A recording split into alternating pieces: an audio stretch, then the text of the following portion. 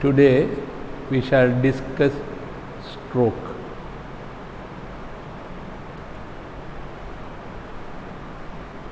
And the commonest presentation of stroke is in the form of hemiplegia, and therefore we shall discuss these two topics together. Weakness of one half of the body, that is weakness of upper and lower limbs on the same side, is known as hemiplegia. Hemiplegia with the same sided weakness of face is known as complete hemiplegia, that is same sided facial weakness on one side. Hemiplegia with the sparing of face is known as incomplete hemiplegia. The commonest cause is cerebrovascular accident or stroke, and the commonest site of lesion is the opposite internal capsule and is otherwise known as capsular hemiplegia. Total or complete weakness of one half of the body is known as hemiplegia, and when the weakness is marked, that is grade 0, it is dense hemiplegia. When there is a partial weakness, it is known as hemiparesis. As I mentioned, the commonest cause of hemiplegia is stroke. That is, stroke is acute focal brain dysfunction due to a vascular cause, and 99% of cases it is due to an arterial cause. In the arterial cause, 85% is due to the blockade there in the artery, and 15% of cases is the leakage from the artery or hemorrhage. Very rarely the stroke can be due to diseases involving the venous system. Definition of stroke: a syndrome of rapid onset of neurological deficit that is attributable to a focal vascular cause. WHO definition is rapidly developing clinical signs of focal or global disturbance of cerebral function with symptoms lasting for 24 hours or longer or leading to death with no apparent cause other than vascular origin. The different stroke types are: first one, it is the transient ischemic attack or TIA, abrupt focal neurological deficit recovering fully within 24 hours without any radiological evidence. It is known as a TIA. Ischemic stroke, the commonest type of stroke, that it is mainly due to thrombosis and also due to embolism. In 85% of cases we get ischemic stroke, and hemorrhagic stroke is seen in 15% of cases, where you get a pool of blood in the infarcted area, and therefore that is why it is called hemorrhagic stroke. In the ischemic stroke, the infarcted area may look pale, and therefore that is why it is called ischemic stroke. Stroke in evolution, where the neurological deficit is known to evolve step by step over many hours, and once it is progressed completely, there will not be any regression or progression. That is what is called complete stroke. And this ischemic stroke, the stroke in evolution, is a feature of ischemic stroke. Next one, the majority of the brain cerebral hemisphere, it is getting blood supply from anterior circulatory or carotid blood flow, and hence it is known as carotid stroke. Then the brainstem and the cerebellum mainly getting blood supply from the vertebrobasilar system, and it is otherwise known as posterior stroke or vertebrobasilar stroke. It is not posterior stroke, it is the posterior circulatory stroke. Other one is the anterior circulatory stroke. And you should know that some of the non-vascular condition known to mimic stroke that we will discuss later. Then we already mentioned that majority of the stroke is atherosclerosis related fail infarct or ischemic infarct is due to the blockade is mainly due to atherosclerosis related arterial disease both outside and inside the brain producing ischemic infarct in the brain. Atherothrombosis of the arch of the aorta and large extracranial and intracranial arteries are the main source of embolism, and it is known to produce what is called artery to artery embolism, and it is also known to produce a low flow related distant ischemic infarct.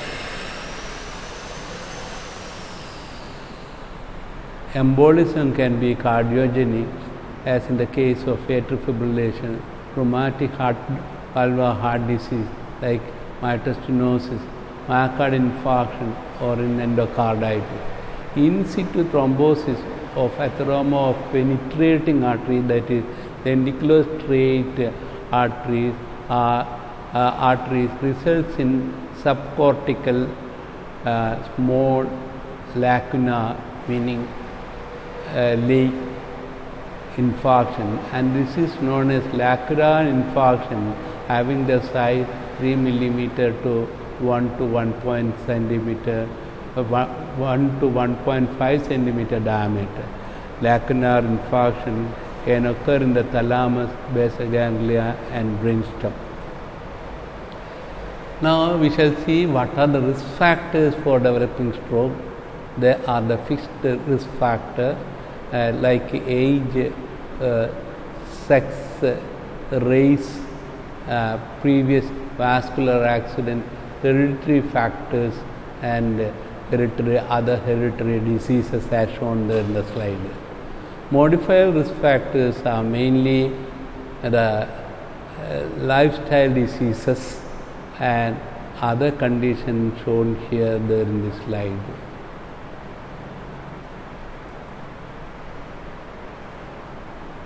The classification of stroke, there are mainly the vascular system, that is arterial, it is 99, venous 1%. Pathology, it is mainly ischemic infarct, and when there is leakage, it is hemorrhagic infarct, and site of lesion, it is the anterior circulation or carotid territory in 65% of cases, and it is posterior circulatory stroke or vertebrovascular stroke in 20% of cases. Hemorrhage is known to produce parenchymal hemorrhage in 10% of cases, and it is subarachnoid hemorrhage in 5% of cases. Venous infarct is clinically insignificant, but it is known to occur in the peripartum patients. That is, then clinical presentation will be in the form of total anterior circulatory stroke or partial anterior circulatory stroke, lacunar stroke. The posterior circulation also is the posterior circulatory stroke, and hemorrhage we already discussed that intracerebral and subarachnoid. And venous thrombosis is known to occur there in the single venous system of the brain, like the superior vena cava, like the superior sagittal sinus, straight sinus, sigmoid sinus. Common pathology, it is the embolism and thrombosis in situ, and the next one is the for hemorrhage, it is the vascular degeneration like aneurysm and arteriovenous malformation. Next one, in situ thrombosis is important, as in the case of lacunar stroke, that is the small penetrating artery, they get develop atherothrombosis, sclerosis at the branching level, and when they are developing a thrombus on top of it, this is the what is called atherothrombosis or in situ thrombosis over the atherosclerotic plaque, and this is the reason for this is the main reason to develop a lacunar stroke.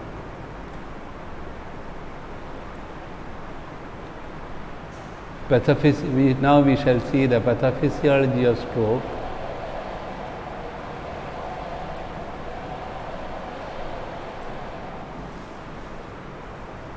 The normal brain perfusion is to the extent of 50 ml per 100 gram per minute, and it will not show any manifestation, clinical manifestation, when it is decreasing to the tune of 20 ml per 100 milligram per minute, and when it is less than 20 ml per 100 gram per minute, then there will be electrical failure, the failure of the electrical function of the neuron, and therefore it is known to produce symptoms. And when the blood flow is drastically reduced below 10 ml per 100 gram per minute, then there will be failure of ionic pump or resulting in cell death. And this is the phase we get that really there is infarction. There are a lot of adaptive mechanisms there in the auto-regulation of the brain to compensate the decreased perfusion. And this auto-regulation, one is in the form of an increase there in the blood vessel girth. And next one, even in spite of this, there will be a reduction in the blood flow. But even though there is a reduction in the blood flow, the oxygen extracting capacity of the neuron will be heightened, and therefore they may not produce much symptoms. But it continues like that, you get the symptoms, and if it is persisting longer, you get the infarction. But because of the auto-regulatory mechanism and the adaptation to the changed blood supply, the cerebral oxygen metabolism is maintained throughout. But when it is decreased, you get the symptom, and when it continues, it results in cell death and infarction. Pathology of the stroke. We know that it is known to occur there in the arch of the aorta and the larger blood vessels feeding the brain, namely the carotid system and the vertebrovascular system. And the arch of the aorta may harbor atherosclerotic plaque, as well as there in the carotid territory, both intracranial and extracranial territory.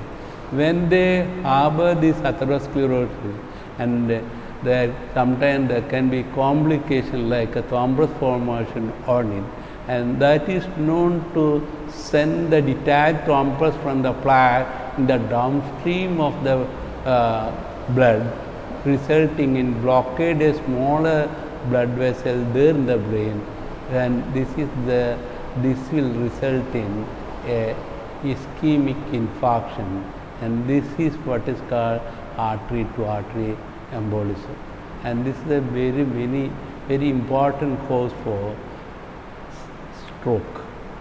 And this picture shows the various venous channels and sinuses present there in the brain, and mainly occlusion here there in the superior sagittal sinus, straight sinus, sigmoid sinus is known to result into stroke, and blood is usually hypercoagulable state or a prothrombotic state during the peripartum disease, and therefore ladies in this period are more prone to develop venous stroke.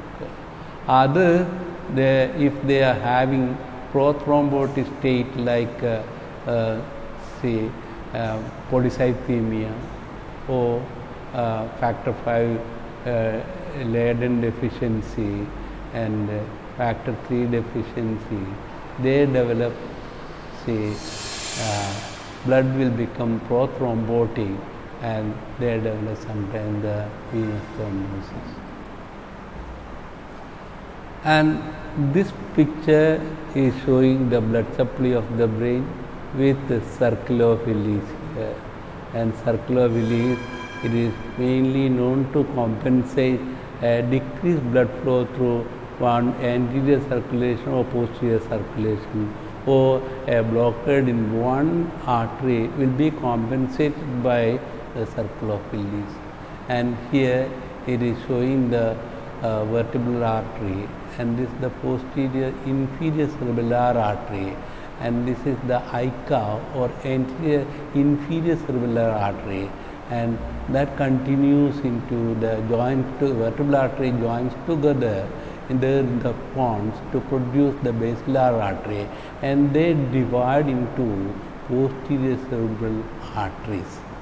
And this posterior cerebral artery, there are P1 and P2 segment. P1 segment means before giving any branch. P2 segment of the posterior cerebral is the portion that is distal to the first branch. Similarly, there is middle cerebral, and middle cerebral before giving any branch, it is what is called the stem of the middle cerebral. M1 branch, it is after M1 branch, it is after giving the lenticulostriate branch, and M2 distal to this branch, it is the M2, and M2 it is dividing into a superior branch and inferior branch there in the Sylvian fissure, and that is the superior one is M3 branch, inferior one is the M3 branch. The anterior, this is the anterior cerebral artery, and the anterior cerebral artery, after giving that lenticulostriate branch, it is what is called that A1, and after distal to the anterior communicating artery, it is the A2.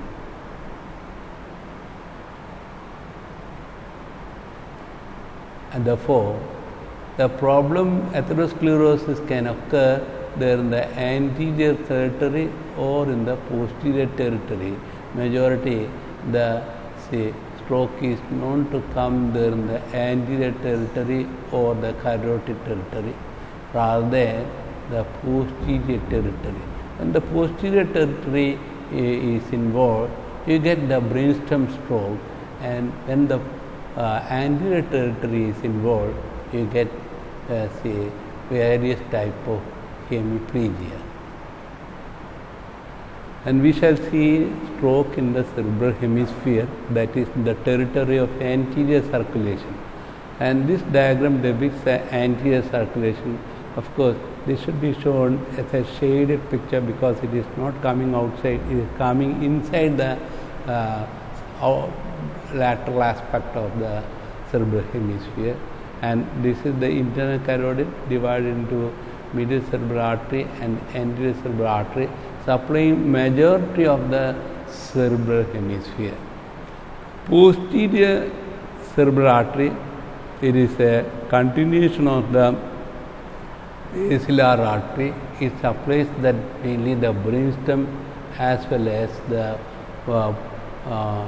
occipital lobe and some portion of the temporal lobe. This is the blood supply of the cerebral hemisphere. When the lesion is there in the superficial branch of the MCA, you get a large area of involvement in the infarction, and this is the MCA stem occlusion, and the volume of the infarct is very high, and therefore the following that infarction there will be following the infarction there will be brain edema, brain swelling, and therefore it is known to produce cloning and MCA, main MCA stem occlusion. It is known to produce massive infarction and the prognosis is very bad. And the outside the strip, the superolateral aspect, you are seeing a strip of area there in the cerebral hemisphere. This is the supply of anterior cerebral artery, but it is mainly supplying the medial aspect or mesial aspect of the cerebral hemisphere as shown here. The unshaded portion, both outside and inside, is showing the area supply of posterior cerebral artery. Now, in the coronal section of the brain, you can see the medial part getting in a blood supply by the anterior cerebral artery, outer aspect mainly by the middle cerebral artery, and through the lenticular striate branch it is having supply there in the, see, this is the basa ganglia, and this shadow, this unshaded area, it is showing the territory of the posterior circulation, and it is showing the territory of posterior circulation, that is by posterior cerebral artery. Now, this picture is showing a diagrammatic representation of that internal capsule, anterior limb, genu, and the posterior limb. There medially it is the thalamus, and outwardly it is the lenticular nuclei. And below this there are two areas. This is the lateral geniculate body concerned with optic radiation. This is the medial geniculate body that is concerned with the auditory pathway, that is involved in auditory pathway. And see, this is showing the blood supply of that internal capsule, and here the picture is showing that coronal section of the internal capsule, and it is getting supply from the posterior cerebral, it is getting supply from the it is the anterior choroidal artery, and it is getting blood supply from the anterior and middle cerebral artery. And blood supply of that internal capsule, it is easy to remember. The upper part of the internal capsule is getting blood supply from the lenticular striate branch of middle cerebral artery. The lower part of the anterior limb is getting blood supply from the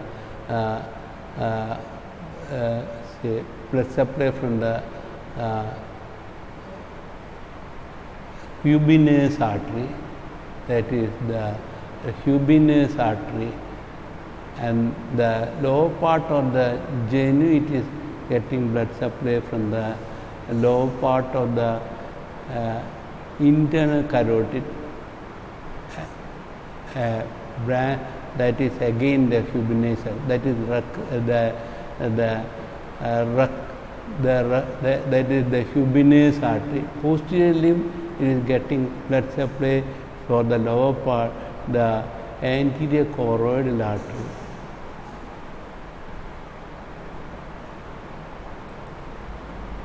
Brainstem. Now we shall see the brainstem. Brainstem, it is getting blood supply from the posterior circulation, and that is vertebral artery. It is getting that basilar artery, and from posterior cerebral artery also, and it is also enjoying blood supply from the other branches too, and all these branches are known to course along the circumferentially in the brainstem, and in that course they give rise to branches like paramedian branches, medial penetrating arteries and posterolateral penetrating arteries supplying the posterolateral part of the brainstem. This slide is showing a posterior circular thalamostriate artery of posterior cerebral, anterior choroidal and lenticular striate of the medicerebral, and this is the coronal section, and this is the cross section, this is the coronal section.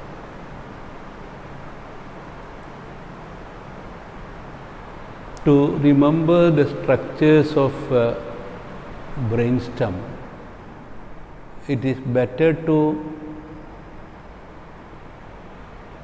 remember the rule of 4. There are 4 structures in the midline beginning with M. There are 4 structures on the sides, the lateral part, beginning with the letter S. There are 4 cranial nerves in the medulla, 4 in the pons, and 4 above the pons, but 2 there in the midline. The 4 motor nuclei that are in the midline and can be divided by 12 except 1 and 2. And when you are applying this rule of 4, it is it is easy to remember the structures of the brainstem. Now we shall see which are the 4 medial structures starting with the letter M. One is the motor pathway, that is the corticospinal tract. Second one is the medial lemniscus, and that takes the contralateral vibration and position sense. Next one, it is the medial longitudinal fasciculus, and it is the involvement of that is known to produce internuclear ophthalmoplegia. Then the motor nuclei of cranial nerve, namely 3, 4, 6 and 12. And the 4 lateral structures starting with the letter S are: 1. The spinocerebellar pathway, that is ipsilateral involvement of it is known to produce ipsilateral ataxia of the arm and leg. Next, it is the spinothalamic pathway, and therefore involvement of it is known to produce contralateral loss of pain and temperature. Next, it is the sensory nucleus of 5th cranial nerve, that is it is the alteration involvement of it is known to produce ipsilateral alteration of pain and temperature on the face in the distribution of 5th cranial nerve. And the next, it is the sympathetic pathway, and involvement of that is known to produce ipsilateral cranial Horner syndrome. Now, we have to remember. In this diagram, you can easily remember the blood supply of the brainstem and also structures there in the brainstem. This is the midline part, medial part, and these two are showing the right and left lateral part of the brainstem. And this is the medulla, this is the pons, and this is the midbrain. And medulla is lateral part of the medulla is getting blood supply from pica, that is posterior inferior cerebellar artery, and the middle portion, the medial portion is getting blood supply from the anterior spinal artery. And see the lateral aspect of the pons is getting again blood supply, it is getting blood supply from anterior inferior cerebellar artery or AICA, and the midline part it is getting blood supply from the basilar artery. And see the lateral aspect of the midbrain is getting blood supply from posterior cerebral artery, and the remaining part of the medial aspect and the other lateral part also getting blood supply from the posterior cerebral artery. And we shall see which are the cranial nerves coming there in the midline. They are in the pons, they are, in the midbrain, they are 3rd and 4th, and in the midline, in the pons it is 6th, and in the midline, in the medulla it is 12. seventh cranial nerve is coming between the medial and lateral borders, and the lateral nuclei there in the pontomedullary junction are the fifth cranial nerve, especially the sensory component, and it is the vestibular nuclei. And the cranial nerves that is in the medulla coming on the lateral aspect are 9th, 10th and 11th cranial nerve. Of course, 11th cranial nerve, the spinal component, it is having the nucleus in the upper cervical cord. We have already seen that the commonest cause of stroke, it is a thromboembolic disease, and about 45% is secondary to atherosclerosis there in the major extracranial arteries, that is there in the carotid artery as well as there in the arch of the aorta. About 20% of infarctions are due to embolism from the heart, 20% of that infarction due to in situ thrombosis of the small penetrating artery, that is the lenticular striate brain, producing so-called lacunar infarction. Sometimes this obstruction can be secondary to lipohyalinosis, that is the degenerative thickening of that small blood vessels. And now we shall see some rarer causes of stroke. They are the vasculitis, endocarditis, cerebrovenous disease, and hematological causes. Cerebrovenous disease like Behçet's syndrome is a classical example. Yet another example is the antiphospholipid antibody syndrome. And this picture is showing the varying grades of severity of atherosclerosis on the intima of that postmortem aorta. And this is showing somewhat a smooth surface, only small area containing the atherosclerosis. This is irregular, and this is because of the presence of atherosclerotic plaque. This area is showing even not only plaque but also ulceration there in that intima, and therefore this is known to produce atherothrombosis and resulting in artery to artery embolism. The infarction can occur there in the superficial artery and the cerebral artery, and patient may develop neural infarction there in the cerebral hemisphere on its outer aspects as shown there in this slide. Sometimes when it is involving the lenticular striate brain, you may get infarction there in the interior or deeper structure of the cerebral hemisphere, as in the case of lacunar stroke.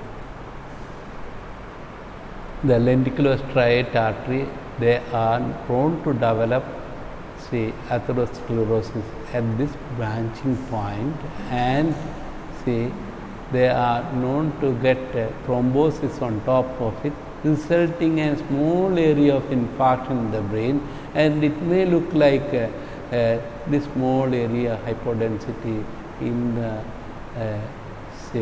radiological picture. And this is the appearance of lacunar stroke.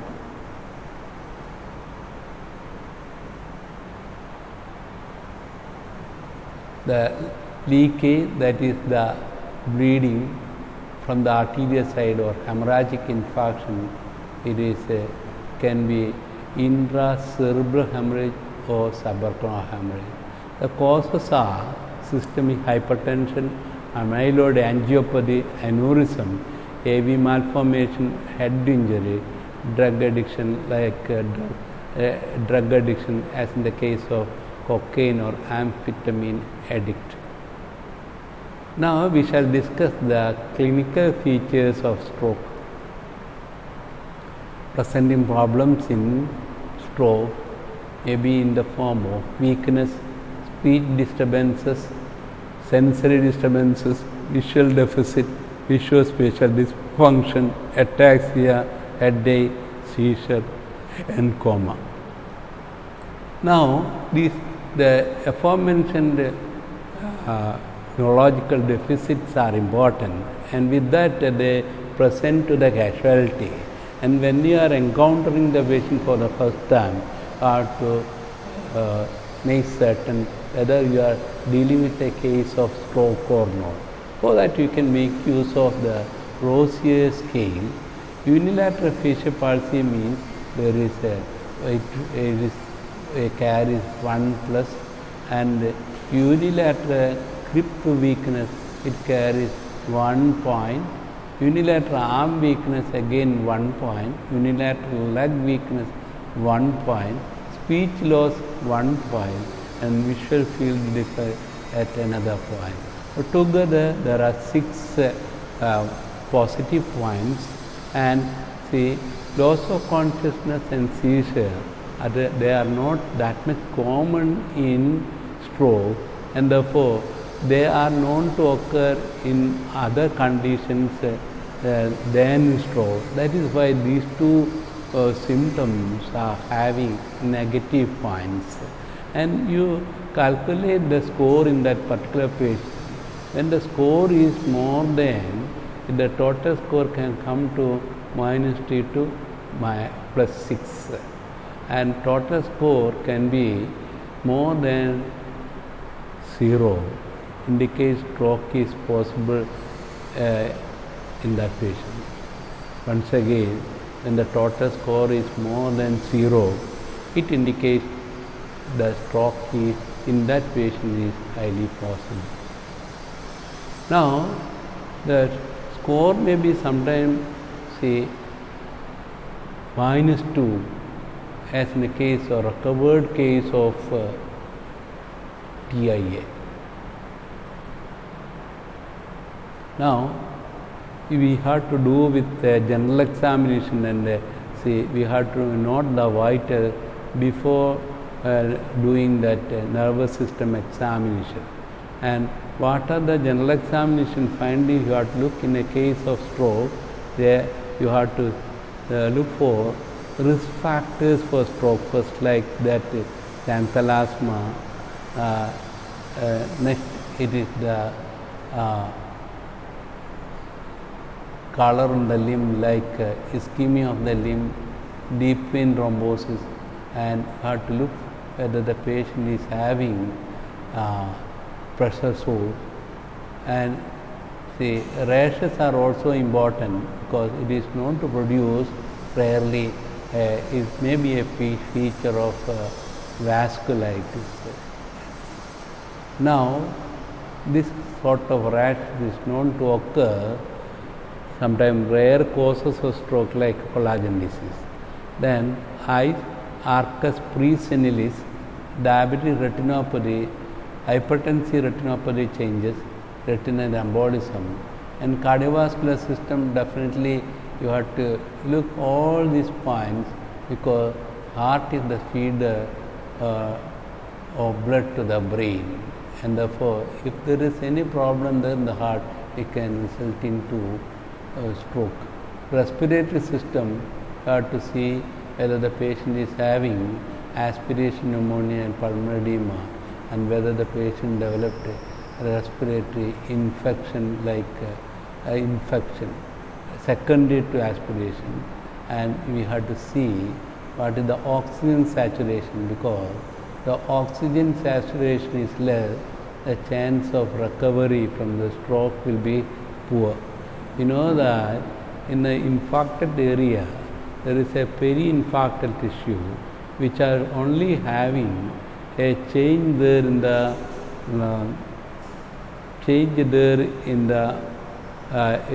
they are salvageable area, and this salvageable area in the peri-infarcted area is known as ischemic penumbra, and one of the main aim in treating stroke patient is to see save that ischemic penumbra. When the patient is having low oxygen and low oxygenation, the chance of getting improvement, that the chance of getting reversal of the ischemic penumbra will become difficult. And abdominal examination, most of the cases you have to see whether the patient is having a palpable urinary bladder, because the retention of urine is not uncommon in the case of stroke. And see, locomotor system, it is important because following a stroke one may fall and get injury to the locomotor system, and any disease of the locomotor system otherwise also known to interfere with the physiotherapy and further recovery from the stroke. Now, the hemispheric syndrome secondary to lacunar stroke are the hemi-neglect, aphasia, homonymous hemianopia, conjugate gaze palsy, and there will be usually crural or brachial monoplegia or brachiofacial monoplegia, and these are points suggestive of cortical lesion. And the basic nervous system examination, first one, language deficit you have to look. Language deficit you get when there is involvement of the dominant hemisphere, usually in the right-sided hemiplegia. There will be infarction there in the left hemisphere, that is the dominant hemisphere in most of the patients. And motor deficit you have to look for sometime when the person is having mild weakness. You have to look for subtle evidence of pyramidal weakness like pronator drift, and sometimes you get only a clumsiness on doing fine skilled movement with the fingers. And just say we have to see next, so look for visual field, and when you are looking for visual field, there will be loss of vision in one same-sided visual field on both sides. That is what is called homonymous hemianopia. This you have to, and after testing it or when they are seeing on both side field, have to look for even sensory inattention. Sometimes the visual inattention may be an early feature of involvement of the optic radiation. And lastly, you have to look for the truncal ataxia. When there is cerebellar ataxia, a cerebellar infarction or brainstem infarction, patient will not be able to sit properly there in the bed.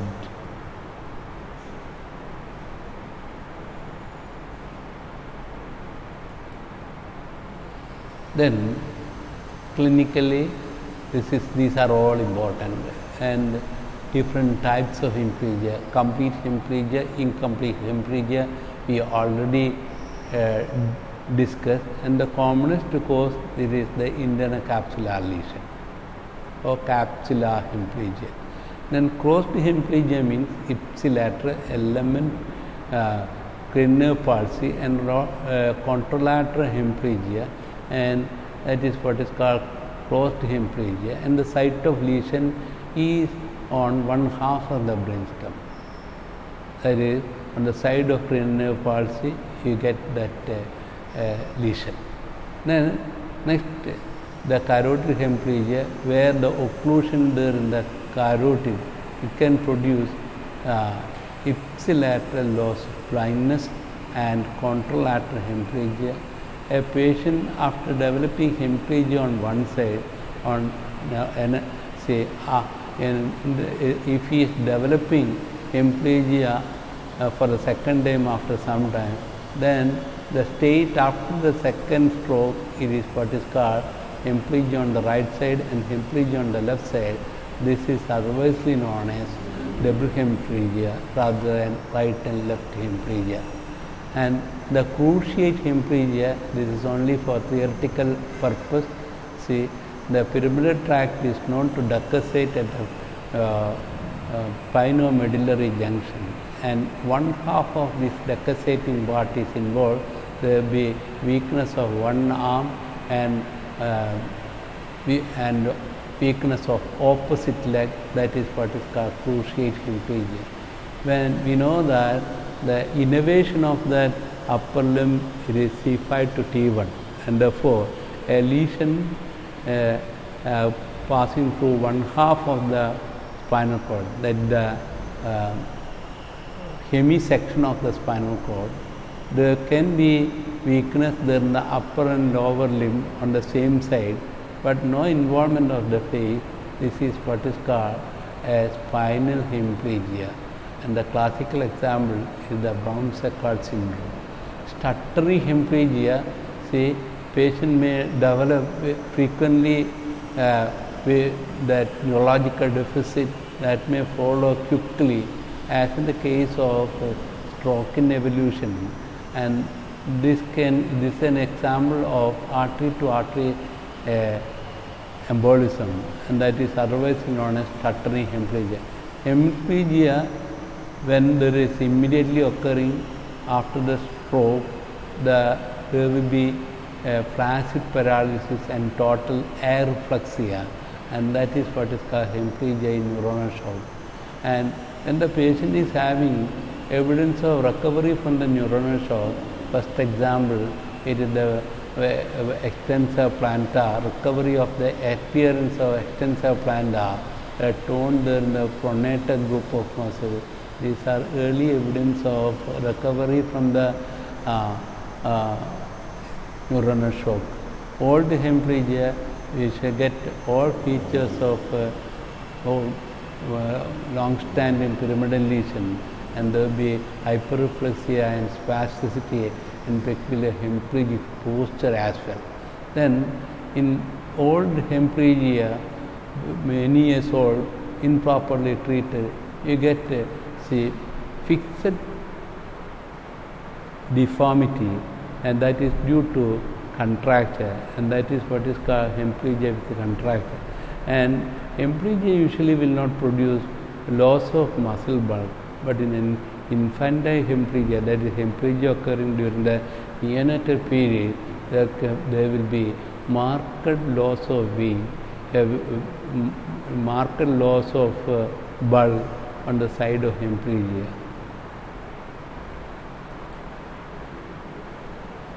Next, we have to remember the brainstem stroke. Brainstem stroke, when the lesion is there in the midbrain, you get these syndromes. But remember the Weber syndrome. Weber syndrome means ipsilateral third nerve palsy and contralateral hemiplegia. Site of lesion is there in the midbrain. The commonest example is the blockade of the arteries arising from the posterior cerebral artery. And sometimes it can be due to aneurysm of the posterior communicating artery. Then the pontine stroke, the most important pontine, these are the medial and lateral pontine syndromes, and remember the Millard-Gobler syndrome. Millard-Gobler syndrome is the ipsilateral LMA facial palsy and the contralateral hemiplegia, and the site of lesion is on the side of one half of the pons on the side of seventh nerve palsy. And medullary infarction and both the medial are known to produce these syndromes, but remember the lateral medullary syndrome or Wallenberg syndrome and the medial medullary syndrome. Lateral medullary syndrome is very important. It is due to the occlusion of that one of the branches of posterior inferior cerebellar artery or pica. Now, we have to see the behavior of the three causes of stroke, namely thrombotic stroke, embolic stroke, and hemorrhagic stroke. Time of onset, in the case of thrombosis, patient wakes up in the morning with a neurological deficit. In the case of embolism, it may occur at any time of the day. But in hemorrhagic stroke, it is during activity, and the patient may say that they are having very severe thundersplit headache, and it will be usually associated with the headache. Then the progression of the thrombotic stroke over minutes to hours, sometimes it may remain longer for a day. And embolic stroke, maximum deficit at the time of onset. Hemorrhage, the progression will be over minutes to few hours. And recovery, in the case of thrombosis, will be slow, and embolism it will be rapid, and poor or no recovery in the case of large bleed. Then headache may be present in all cases of stroke, but it will not be that much conspicuous. It will be conspicuous only in cerebral hemorrhage. Consciousness, patient will be usually conscious in thrombotic stroke, and usually conscious except for a few minutes at the time of onset of the stroke. In the case of embolism, patient may remain unconscious for a short period. In the case of embolism, along the development of the stroke, he completely recovers sooner. Then in the case of hemorrhagic stroke, they usually will not recover. Actually, they slip gradually into a deep coma. Seizure, it is thrombotic stroke, it is known to occur months to years after stroke, and it is due to the gliosis. But in the case of embolic stroke, it is known to occur sometime along with the stroke. And hemorrhage, it can occur, but it is not as common as in the case of other types. The recurrent risk factor, the risk for recurrence is more in the case of thrombosis and very high in the case of embolic stroke, and the risk is again, it is more in the case of hemorrhagic stroke. Recurrence therefore is very high there in the case of embolic stroke. Cerebral hemorrhage, they are due to aneurysm, AV malformation, vascular degeneration. 10% are intracerebral, 5% subarachnoid. Causes of intracerebral hemorrhage and associated risk factors are: it is the complex small blood vessel disease with the disruption of vessel wall that is known to occur in the age hypertensive patient with hyperlipidemia. Amyloid angiopathy, it is known to occur sometimes familially, it is known to occur there in elderly. Impaired blood clotting, that is the patient on anticoagulant therapy, blood dyscrasia, patient on thrombolytic therapy. Vascular anomaly, that is the atrial AV malformation, cavernous hemangioma. Substance misuse, alcohol, amphetamine and cocaine. Then the transient ischemic attack or minor stroke. Minor strokes are harbingers of major stroke, because you have to take it very seriously, this condition, because the chance of risk of developing massive infarct is high there in this patient. Even though the transient ischemic attack is known to resolve completely 24 hours without any radiological mark, but mind you, it can produce a massive stroke in the near future, and therefore you have to carefully treat this condition, evaluate the patient very urgently. Now, investigation of patient with acute stroke, these are shown there in this slide. They are the radiological investigation. First one, you have to get a CT. If MRI is available, see, CT it is easy and less costly, available everywhere. But MRI is not like that. Next investigation is the ECG, Holter monitoring sometimes. Then in relevant cases you have to say it is echocardiography. In difficult arrhythmia, you have to see the Holter monitoring whether she is developing any long-standing pauses between the cardiac activity.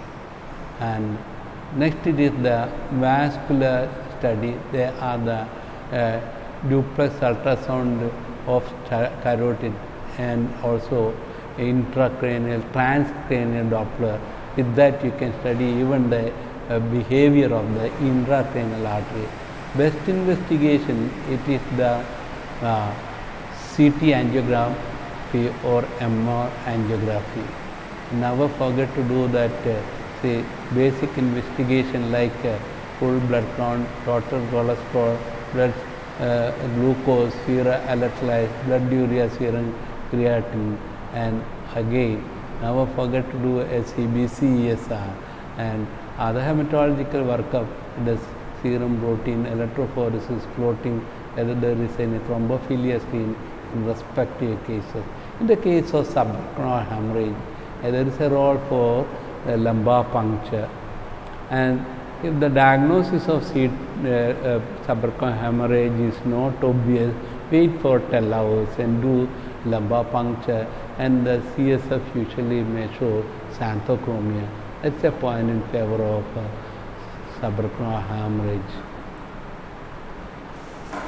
Then causes of young stroke, that is, stroke is known to occur mainly there in middle age and above. When the stroke is occurring below the age of 40, you have to consider it as a young stroke. And the causes, we have to do evaluation as shown there in this picture. And the causes, we have to evaluate for any valvular heart disease and cardiac causes mainly. And also you have to look for any thrombophilic state or whether there is any bleeding tendency. And it is better to remember there are a lot of familiar conditions known to produce, and there is causes stroke in young individuals like CADASIL and CADASIL, and they are the cerebral autosomal dominant or recessive arteriopathy with subcortical infarct and leukoencephalopathy. Differential diagnosis of stroke and transient ischemic attack. This is otherwise known as stroke mimickers. Structural, these mimickers can be functional as well as structural. Structural stroke mimickers have primary cerebral tumor, metastatic cerebral tumor, extradural or subdural hematoma, demyelination, and cerebral abscesses. And sometimes when there is peripheral nerve lesion, as in the case of plexopathy, it is very difficult to differentiate from stroke. Then functional strokes, that is the Todd's palsy following seizure, hypoglycemia, migraine, focal seizure, then Meniere's disease or other vestibular disorder, then it is a hysterical conversion reaction and encephalitis.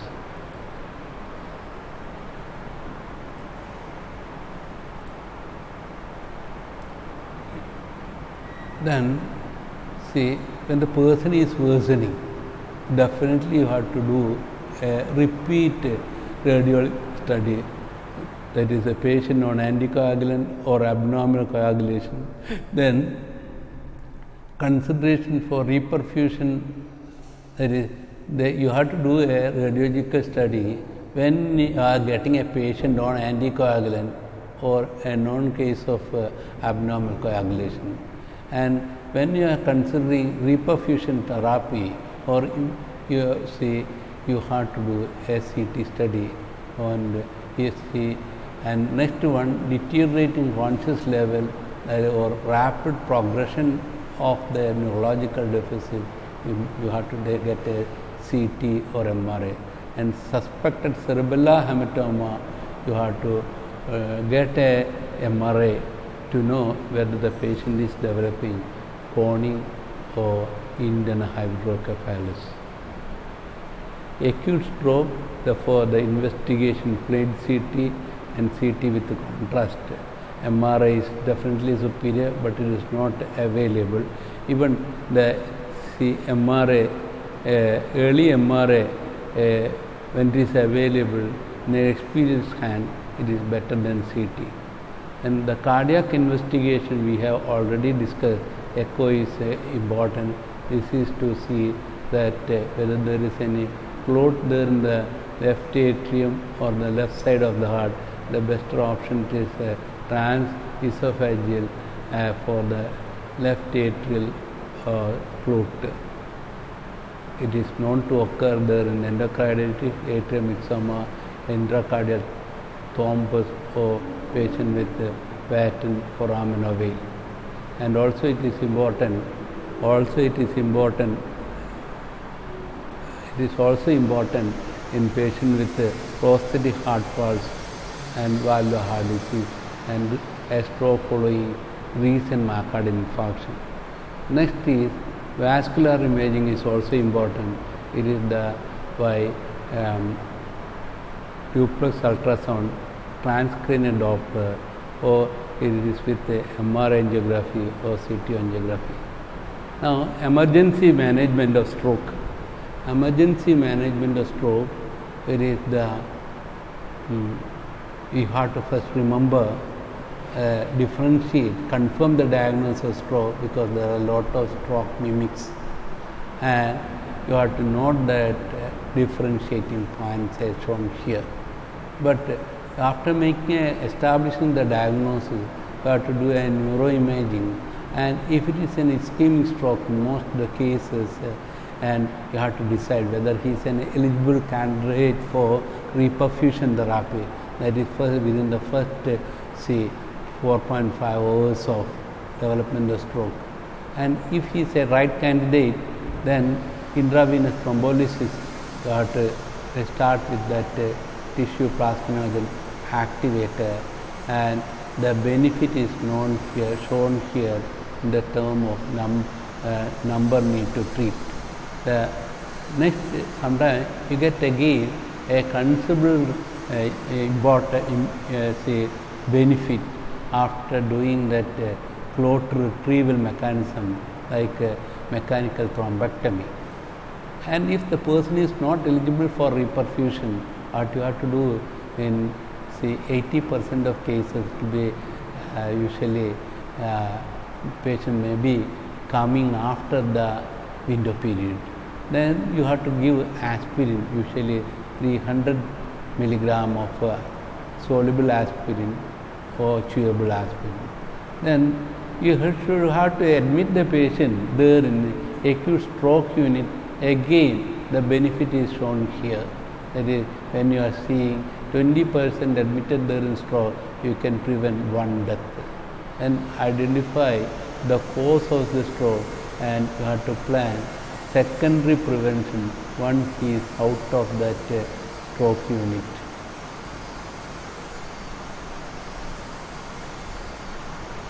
Next is other management, how to manage a patient with acute stroke. See, this is the ABC, airway, then breathing, you have to note the circulation, you have to note the state of hydration, nutrition status, and also medication. And about the blood pressure, don't show that much enthusiasm to bring down the blood pressure. When it is very high, then only you need to bring down the blood pressure. And usually don't bring down the blood pressure, because the chance of recovery of the ischemic penumbra will be less, because of the failure of because of the development of hypoperfusion there in the ischemic penumbra. And the high blood pressure is actually the brain's defensive mechanism to perfuse that ischemic area there in the brain. Therefore, this is the reason blood pressure never bring down all of a sudden. Blood glucose is also important. When the value is more than 200, the chance of recovery from the recovery of the ischemic penumbra will be less. Then next is the temperature. The temperature is also important. When the patient is having is running fever, then there will be less recovery from of the ischemic penumbric area. Then the pressure area, we have to prevent the bed sore, because one cause of death, it is the infection from the bed sore. Therefore, you have to treat the prevent the measures to you have to you do pressure measures to prevent bed sore, like a frequent change in the bed. Then you have to use the patient, treat the patient on a water bed or air bed. Next, you have to see the continence, check for constipation and the urinary retention, and you have to treat appropriately. Avoid as far as possible catheterization, and when there is unless acute urinary retention or incontinence, then next, mobilization should be made as early as possible, because immobilization is known to produce a lot of complications, including deep vein thrombosis, aspiration, and losing the morale of the patient. Next, we shall see the complications of acute stroke. There are already mentioned one complication, the epileptic seizure that is known to come lately in thrombotic seizure, and depression. This is also very important. Depression and anxiety. This is known to occur in 60% of stroke patients, and some of them may do well with the antidepressant, and later they come with the frozen shoulder. Therefore, it is another important for early physiotherapy. Chest infection usually secondary to aspiration, and it is the constipation in loaded colon. You have to use an appropriate laxative. Next, it is the urosepsis, and so one cause of death in stroke patient, it is the septicemia secondary to urinary tract infection. And we already mentioned pressure sore, that you can prevent by frequent turning, monitor pressure area, avoid urine damage to the skin, and you have to use what is called the pressure relieving matrix. Deep vein thrombosis, that is by proper hydration and early mobilization. In some cases, you can use even the intravenous, small dose of intravenous heparin. The secondary prevention is shown here. It is a stroke prevention, that it is the single stroke, then it is the ischemia. You have to see ischemia, and in that case you have to say that it is the ECG you have to take. If it is sinus rhythm, then you have to give antiplatelet.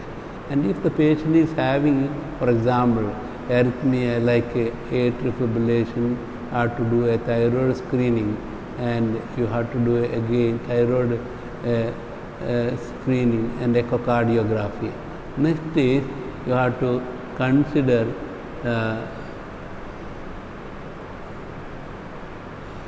even cardioversion and antiarrhythmic drug even in patient with a cardiac arrhythmia, because stroke is known to occur very markedly there in this group with arrhythmia. And patient with the sinus rhythm, you have to give antiplatelet drugs, first with a single antiplatelet or dual antiplatelet drug, aspirin 300 stat once, and thereafter 75 mg daily. Clopidogrel 75 mg daily is also an alternative. You can give single anticoagulant, antiplatelet or dual antiplatelet. If contraindicated to anticoagulation, that is when the patient is having a cardiac arrhythmia, clot inside, then see, if contraindication to anticoagulant, then bleeding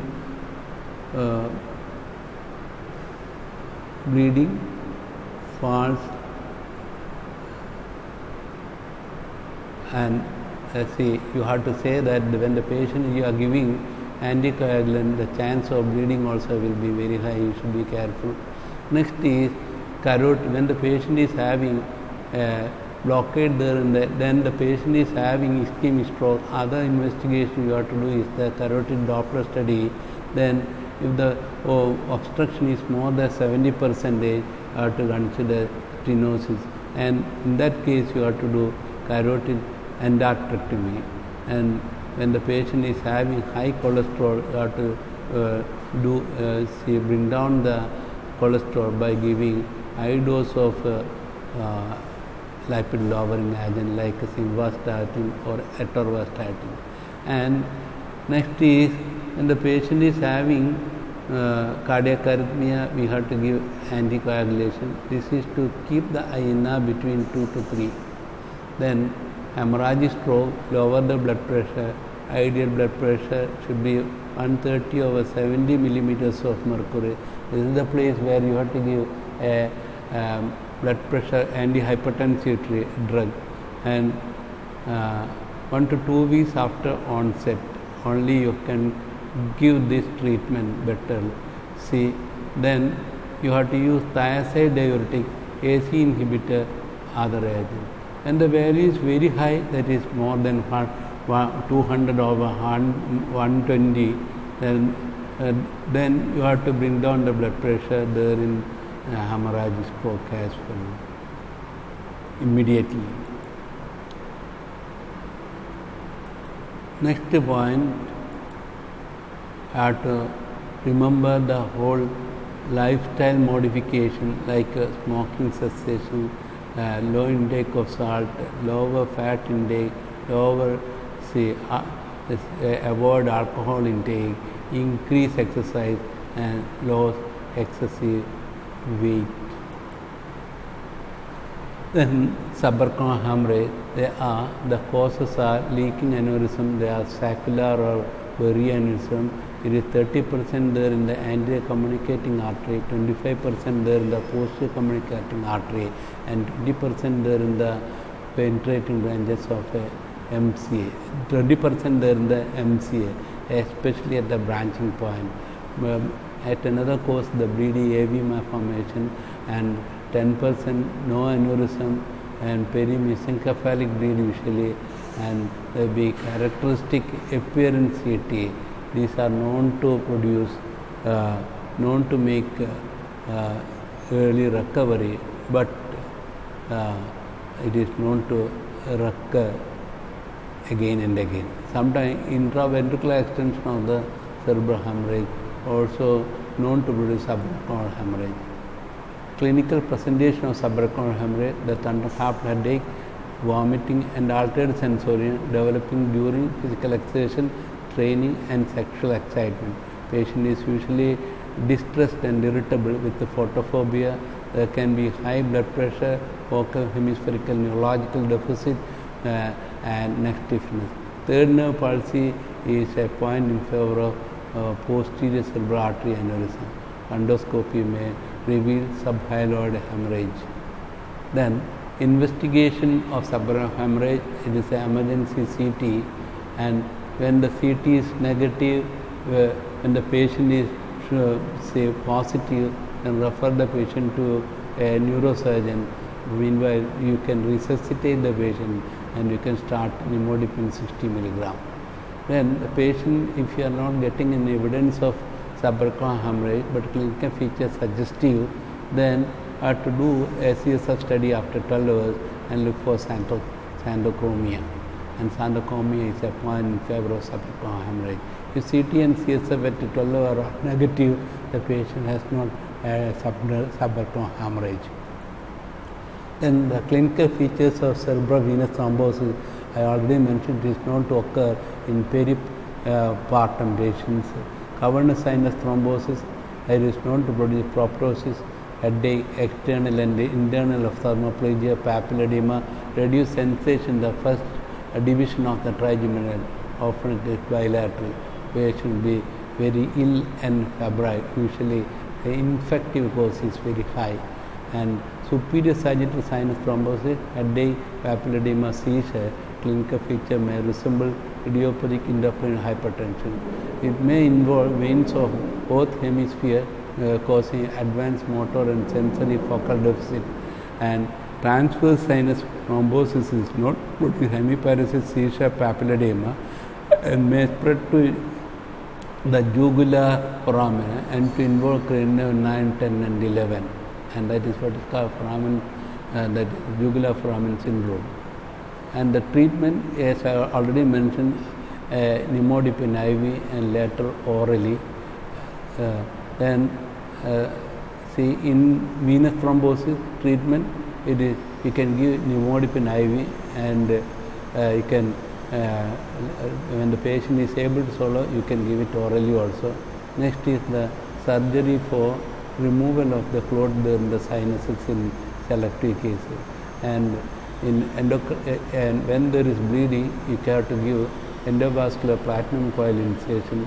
And in the case of aneurysm, there is a mistake. This is the treatment of that cerebral hemorrhage. Nimodipine, surgery, then endovascular platinum coil insertion for treating that aneurysm clipping, AV malformation. AV malformation, you have to surgical removal or by ligation of the blood vessel by injecting the material to occlude the fistula or draining vein, and treatment of complication like hydrocephalus. Thanks. Athria.